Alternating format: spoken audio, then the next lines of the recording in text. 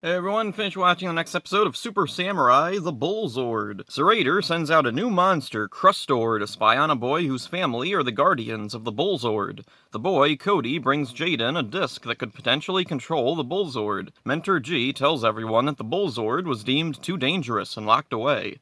The Rangers take Cody back home. Cody's father thinks it's too risky to free the Bullzord. Cody's father invites the Rangers inside. Jaden sees a statue of the Grand Shogun. I'm not sure if that's supposed to be the first Red Ranger or just one of the past Red Rangers. Cody's father tells the Rangers Cody can talk to the Bullzord and that's why he trusts it. Cody goes off on his own to free the Bullzord, oblivious to Crustor still following him. Cody enters a cave and uses the disc and symbol power to free the Bullzord.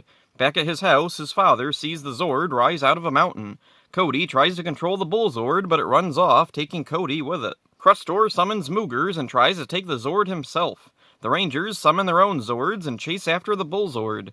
They fight off Moogers, but the Bullzord escapes. The next day, Cody's father gives Jaden a disc. He says it's the only possible way to tame the Bullzord. So, was Cody's disc not real or something? The Rangers fight through the Moogers. Jaden goes ahead to get control of the Bullzord. Jaden keeps Crustor back while Cody uses the new disc. Cody tries again and again to power it with symbol power. Jaden defeats Crustor just as Cody succeeds. Cody returns the disc to Jaden, and a vision appears of the Grand Shogun. He kinda sounds like Linkara doing a deep voice. Now and forever, our power is your power. Crustor grows, and Jaden uses the Bullzord's battle mode to fight him. Jaden powers up to Shogun mode, which is still inside the Bullzord, so I don't know how that helps, but magically it does. Whatever. Crustor is defeated. The Rangers bid farewell to Cody and his father. Cody wishes he could join the team, and Jaden assures them that maybe he can help in the future. This episode was pretty good. Mostly action, but there were good moments for the characters too. Cody is a likable kid, he's not annoying, and everything he does makes sense. The one weird thing is that nearly all of his lines are voiceover. Maybe the implication is that he's used to thinking words instead of speaking out loud because he's so used to speaking with the Bullzord. Cody's family is said to have guarded the Bullzord for 300 years. That would mean the first Samurai Rangers in North America would predate the founding of the United States. The episode The Tengen Gate implied the very first team moved to America before their first notable battle with the Nylok. I'm wondering why there aren't more Native American-looking Rangers in that case. What happened over the years to make the majority of the team white? Cody's father was probably a Ranger, and Cody probably would be too if he was old enough. They're also both white. The unfortunate answer is most likely that just no one thought through the implications of how the show was being made. In Shinkenger, everything's set in Japan, with a mostly Japanese cast. Ancient samurais and Japanese cultural aspects all fit right in. In Power Rangers, it's all set in California, with a mostly white cast. Even with some racial diversity, most of the cast is still white. The timelines also don't work as smoothly as they do in Shinkenger. From a history perspective, 300 years ago in Japan is nothing.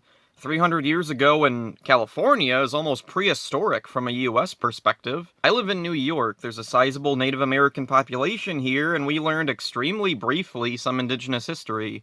Most of the US doesn't learn anything at all of indigenous history. I would have liked if maybe some Native American themes were utilized, since we're delving so deep into the past anyway.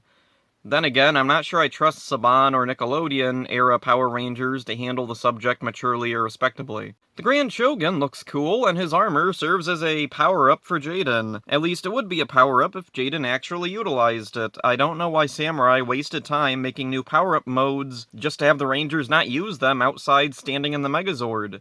I know they only included them at all because of Bandai, but why didn't Bandai have a problem with their original designs just standing around doing nothing and looking stupid?